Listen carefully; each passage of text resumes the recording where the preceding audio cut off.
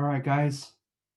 For this week, you have your Andrew Jackson time period piece. Notice it's just one page, but it's pretty long. And so, what are we looking for here? Right, the same thing we do like normally. I want you to analyze it or pick apart what the thesis is and how it's being supported, and then I want you to evaluate how credible, how believable you think it is. Okay, and so with this first one. I want you to see how I tried to convey in this message a bittersweet message, right? So I start with the sweet and I end with the bitter. So if you look at the sweet, right, that which has been labeled as democratic, right? Remember the demos are the people, right, in Greek. That which is labeled as democratic, oftentimes in American political tradition, has been favored, has been put in a positive light. But when you go back to some of the founding fathers, right, John Adams, etc., some of the conservatives, they had done their history, and you look under like Athens, under Pericles, you look at the Gracchus brothers under Rome, and sometimes democracy, right, can can go haywire. And so I have a message at the very end of it that's pretty clear. So at any rate, the degree to which, relative to the past, right, relative to prior to the 1830s or 1820s, really, um, that Jackson era America became more democratic than it previously had been. So you look at citizenship rights, citizenship requirements dropping in nearly all the states. You look at the electoral system. Every state except one began to popularly elect their electors, which we take for granted now, but wasn't the case before then. The state legislators would elect the electors who elected the president. So it was even less of a direct vote for the president back then than it is now. Um, and then of course participation, right? Just incredible. You look at Brinkley's textbook and look at the back and look at stats on public participation in voting for the president alone, and it's crazy, right? I think it gets, I have it in there and I cited it, but I believe like the presidential election of 1840, the percentage was well over 70% of eligible voters went to the polls and voted for a presidential candidate. And so elections, right, participatory democracy really rose up. And then to what extent that was, just kind of smoke and lights, and to what extent it was substantive is argumentative. So, for instance, right, you have rallies and parades, and you have the eagles flying, and all this pageantry, right? When people were running for office, and people were offering drinks of alcohol, they'd come to vote, and it could become kind of raucous. They call it like raucous democracy, right? But but at the same time, oftentimes the speeches sometimes were scripted. Sometimes they manipulated what questions could be asked of the candidates and the politicians and which ones couldn't. So to some of it, right, it was like, okay, well, who's really leading whom? As far as the politicians, because there are dangers, according to different intellectuals in history, saying that there are dangers with democracy, with demagogues, with people who claim to be one of us. They dress like us, they talk like us, they know certain keywords and phrases. They know our aspirations and our fears and our phobias and our ambitions, etc. Right? And they prey upon those emotional buttons, and they're good speakers and they're charismatic, but they're really out for themselves, and they're out to kind of manipulate the citizenry for their votes and for the power. And so some people worry about to what extent maybe some of these Democratic Party leaders in the 1820s and 30s may have been guilty of demagogue-like behavior, manipulating the masses, claiming that they were like them, giving them what they wanted in return for their votes, etc. And to what extent it was just the other way around. And of course, I try to make the argument that it was the other way around, right? That just by way of elections alone, popular participation in elections, widespread, WASP male citizenship throughout the states, that the politicians arguably felt beholden to their voters to stand by on their platform for what the people wanted. And so that's arguable, clearly. But so I try to really romanticize it for a while there and say how this really was becoming a democratic era relative to the previous generations, at least, right? Because to say nothing of African Americans, women, Native Americans, immigration policy, etc. By today's standards, of course, it was very, very unimpressive. But at any rate, relative to the previous generation, right, you see some improvements here. Um, and then you see the embodiment, right, of this democratic uh, kind of zeitgeist, like the spirit of the age, right, through the writings of foreign visitors and others. And I gave a list of about 5 names, the most famous arguably being Alexei de Tocqueville. And they came and they visited America in the Jacksonian time period. And they they commented, they more than commented. Alexis de Tocqueville wrote a piece called Democracy in America. And he knew we still technically had a republic, but he really harped upon the democratic element to the republic, especially as pertained to the democratic advances at that time, prior to in a, differentiating from the previous generations, and also the culture. So, like with the culture, right? You note that supposedly we had a very kind of supposedly kind of a redneck, rustic, egalitarian culture where it everyone were one of the least things you wanted to do, lest you incite the ire of the people around you, is you did not want to put on airs. No pretentiousness, nothing that smacked of elitism and snobbishness, intellectualism. It was all about trying to prove to people, right, that you were a proud um, parvenu, parvenu, right? Nouveau riche, someone who didn't have anything handed to him or her, but earned every single bit of what you've attained, right? Through hard work, talent, ambition, etc. And so Andrew Jackson, he uh, he really was a big beneficiary of this time period because his biography read out perfectly as the great American parvenu. Scots Irish demographic of his parents, they alone. We're going to get more into that when we get into the Mexican American War in Texas next week. But they had a reputation for fierce libertarian rebelliousness and anti-institutional sentiment and fighting with Native Americans to squat on land and make a living for themselves. So this hardy, independent-minded culture, right, and reputation that they had developed. His parents came from that, and then he's orphaned by the time he's 14. He gets a small inheritance from a paternal grandfather, but he squanders it quickly and has to start from ground zero. He was on the frontier in the Waxhaw, it was called, region of present day Tennessee.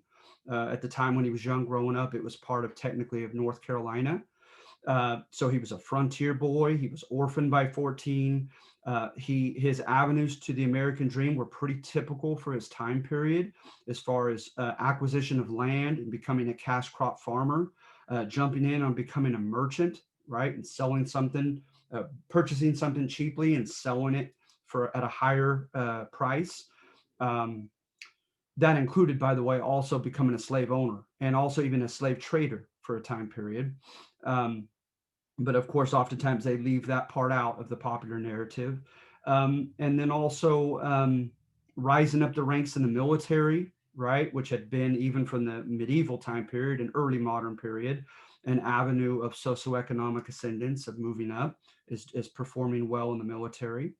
And so this guy reads as like a Horatio Algier rags to riches story, right? Who came from poor Scots Irish, humble origins on the frontier.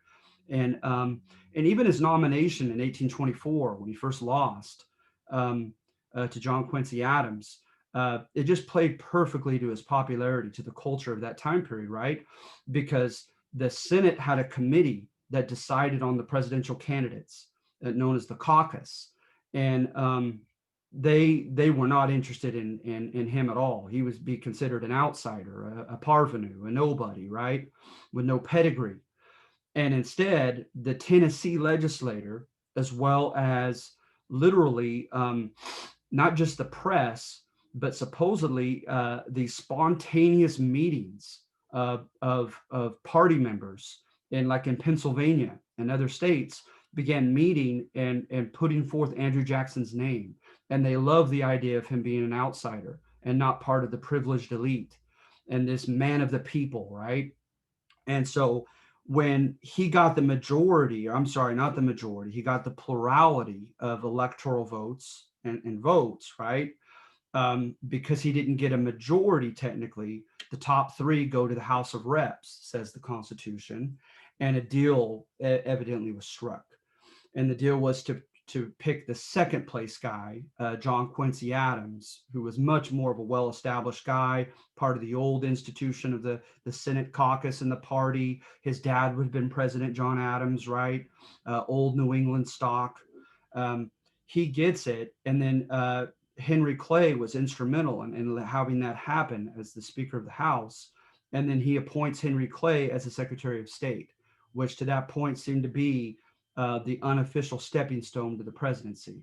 So it looked like a quote corrupt bargain. And so it's so as soon as this happens, the country seemed to love Andrew Jackson all the more and saw him as like a martyr and man of the people who lost in 24, but they were going to be sure would win overwhelmingly in 28 and again in 32, which is exactly what happened. And so and when Jackson came in, you have biographies written of Jackson, right? And I cite a few of them: Pessin and Edward Pessin and H.W. Brands, etc. And this guy was a very, by most accounts, a very, for lack of a better adjective, opinionated man. Not that he didn't waver sometimes, and like on import tariffs and other things, right? He's going to switch states' rights. He's going to switch, etc. But as far as certain things, he was very emotionally invested and passionate when it came to certain issues, and especially by his own quotes, if they could be trusted, the sincerity thereof, that he was really of the mind that whatever was the will of the people ought to prevail in politics, right? He was big on the democratic part of our republic. And so the term we oftentimes use to this day, right, that executives have used is if they believe something is overwhelmingly popular amongst the American people, they'll claim that they have a popular mandate, right? Like the Spanish mandato. Like they have an almost imperative wish and command from the people themselves that they want such and such. So therefore, he feels duty bound to give them what they want. What is the will of the people?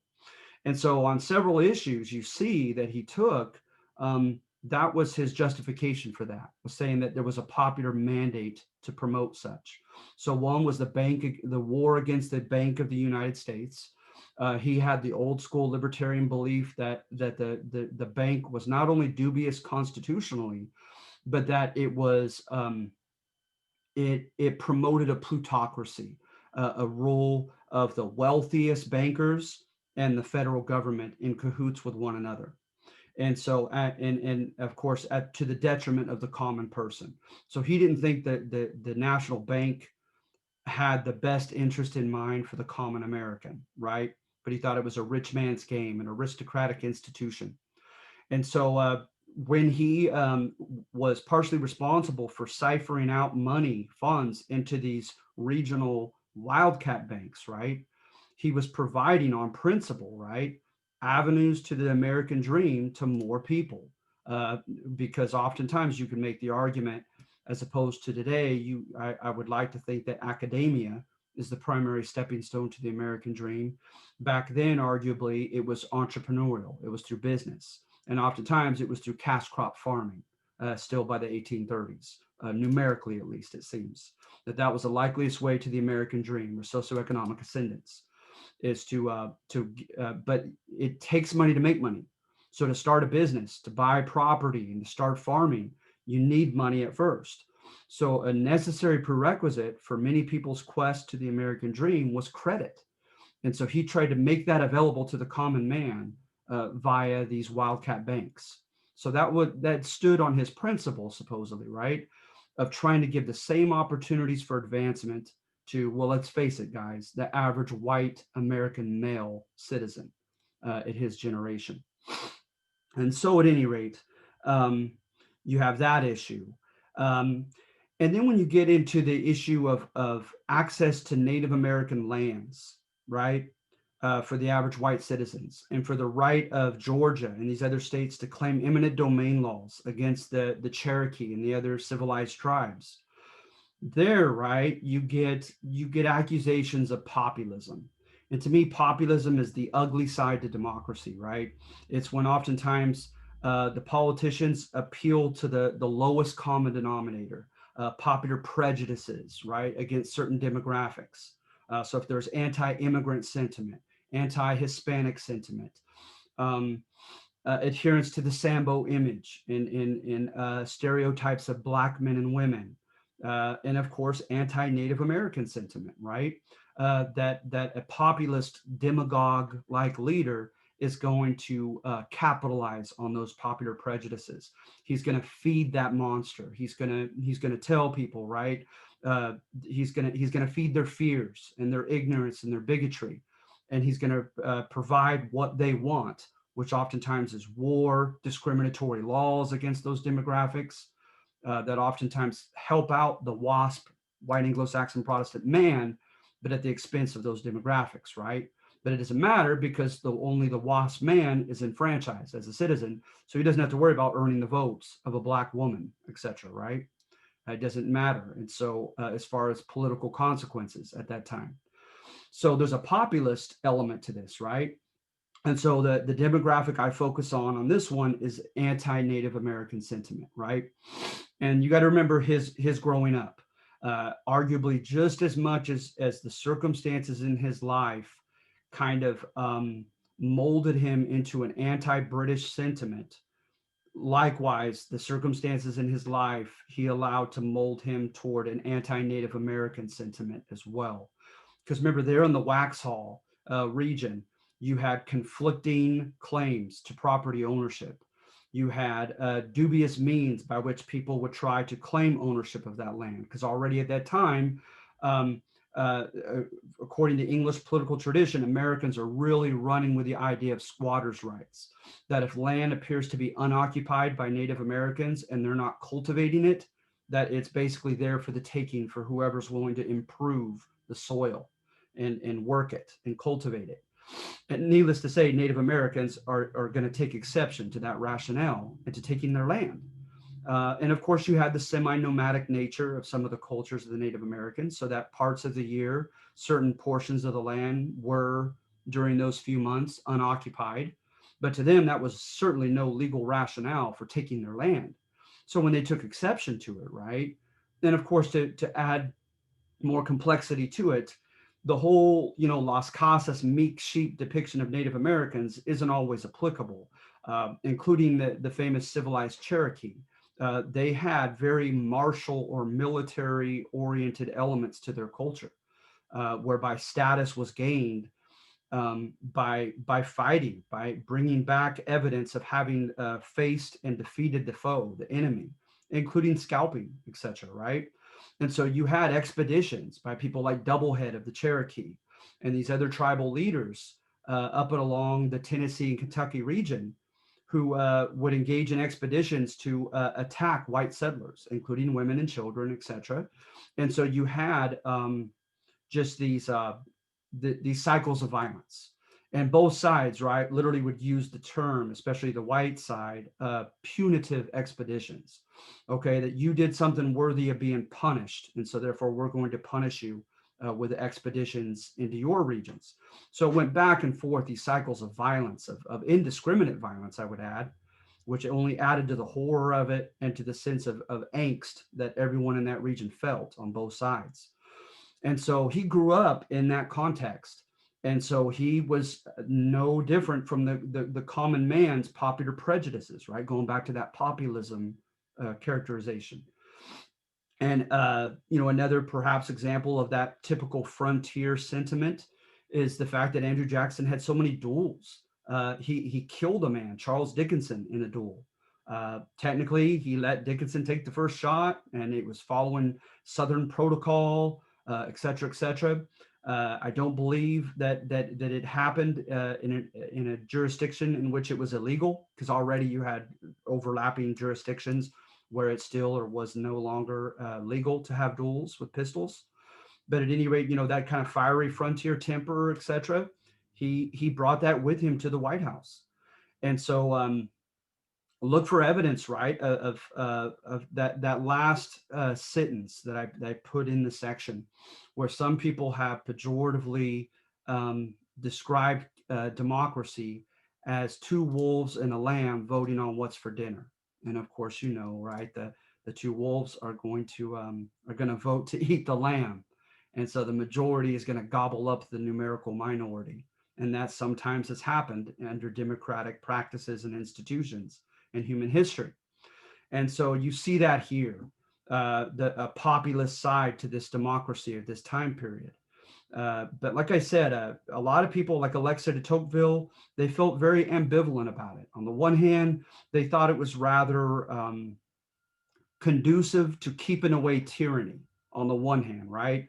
Because there was no sense of what he perceived to be old school deference. Deference is knowing your place around your social betters, etc., right? Those who from a family line of people with their last name, their old wealth that they had inherited for generations, etc.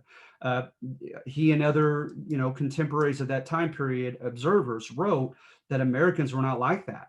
That if anything, actually, the poor folk resented the wealthy as being a part of an unfair beneficiaries of their mom and dad's wealth. And then even those who did succeed, they claimed that there was ambivalence toward them. That on the one hand they were proud of them, but on the other hand they were jealous and they wanted to be in their position instead. And so there was this jealousy amongst this kind of egalitarian culture. Like, wait a minute, if you could become rich, I want to be rich. If you think you're important, I'm important. And this kind of collective self-esteem and this sense of cultural expectation of the typical American, he contrasted that with France in older Europe and said that he was kind of at a loss as to the collective expectations and self-esteem of Americans of that time period, how they were all expecting to get rich and to be important and so forth, right? And so on the one hand, when you're not deferring to an aristocratic class, that's a great thing, because you're not going to go to sleep and let the aristocrats do as they please as your leaders, right? But he also made it very clear that he was concerned that the majority could become a tyrant, just like the few could, or one man could. And he talked about that, right? How there was this great pressure of like a populist sentiment against Native Americans, against women, against African Americans, against intellectuals, against old wealth, and oftentimes the northeastern establishment. And that concerned him as well, right? And he thought he was in particular, he wanted to see a sense of balance, like was written by Montesquieu in the Enlightenment, and a lot of the founding fathers were big on at the Constitutional Convention, that he said there needed to remain a balance. That in particular, he was concerned that so many judge positions were now becoming elected during Andrew Jackson's time period, because to him, he said someone needs to temper or balance the whims and the power of the people of the majority. Someone needs to protect the numerical minority from the majority's will sometimes. And what better example of that, arguably, right in this section, than the infamous Trails of Tears for the Cherokee, the Choctaw, the Creek, and other civilized tribes in the Carolinas and Georgia, etc., right? Whereby the state legislators issued eminent domain laws, forcing them to sell their land to the state and move to the west, primarily to present-day Arkansas and Oklahoma. A lot of them went to Fort Gibson and Fort Smith. And so, at any rate, along the Trail of Tears, oftentimes you get stats anywhere from an eighth to a third of some of the expeditions didn't even make the trip. They went in a horrible time of the year, deprivation, disease, etc. It was a miserable experience, and this was forced upon them by the will of the majority, and arguably by democratically elected reps who did not suffer for this in their reelections, as rather indirect evidence that this was a relatively popular um, decision, right? And so the Native Americans, as some people would say the Supreme Court is supposed to do, they protected this numerical minority in the famous Worcester decision. And they decided, right, that as a matter of precedent or power, that a federal treaty has power over a state legislative law. And so, hence, when they looked at some of the treaties that the federal government had granted to the Cherokee and other tribes, granting them their lands inside the territories of these states, that those treaties prevailed over those eminent domain laws. So they defended the Native Americans in the Worcester decision, right? And so technically, the Native Americans did not, according to that decision, those eminent domain laws were unconstitutional. But Jackson, again, right? He countermands this decision by the Supreme Court, this sense of balance in our republic, right? This Montesquieu spirit of balance. He goes against that and says again that he has a popular mandate, that it's the will of the people uh, for these states to make their own decisions on kicking out the civilized tribes. So he supported them, and then even went a step further, right? And he cited the McIntosh case, whereby it was stated and made clear from the Constitution that Native Americans were the ward, W-A-R-D, right? Like a prison inmate, like an orphan child, etc. They were the wards of the federal government. They were under the protection and jurisdiction and power of the federal government and not of the states, right? So he said, as they were the ward of the federal government, it was the federal government's job to intervene and protect them. And what he stated is that clearly the people in Georgia and the Carolinas had made their decision. They wanted the Native Americans out. Clearly, he said that the hopes of integration or assimilation were out of the question for several reasons. He made essentialist arguments about Native Americans not ever being able to assimilate, even if they wanted to, and then popular sentiment against them, the context of wars and war fever up amongst the people, etc. He said for several reasons, integration was not possible. And because integration was not possible, and because the majority of people in these states wanted them out, he said war was inevitable. Sooner or later, war was going to erupt. And he said the Native Americans were going to inevitably be on the losing end of that war, right? And so it was for their own protection, he contended, that he was going to help relocate them to a safer place in the West. So oftentimes, right, some of the biggest infringement upon the rights of certain demographics in human history have been taken under the guise of paternalism, saying, I am your father figure. This is what's best for you. I'm doing this for your own good, for your own protection. And this is just one more instance of that happening. So with the Indian Removal Act passed by Congress, they enforced the state laws of eminent domain, and they forcefully commandeered the people and chaperoned them, if you will, to present day Arkansas and Oklahoma, et cetera, into Indian territory. And like I said, it was known as the Trail of Tears. And I give some information about how miserable that was and how much that was very harmful to the Native Americans, right? So that's about it. So what I'd like you to do is the same as usual. I'd like you to tell me what the thesis was. Give me a couple examples as to how I defended that thesis. And by all means, agree or disagree with it. Just simply defend why you're agreeing or disagreeing with how credible it is or isn't. Okay? And so that's it. And so participants is one. So I guess we didn't have anybody this week, but I'll go ahead and publish this, and you guys keep at it. All right. Bye bye.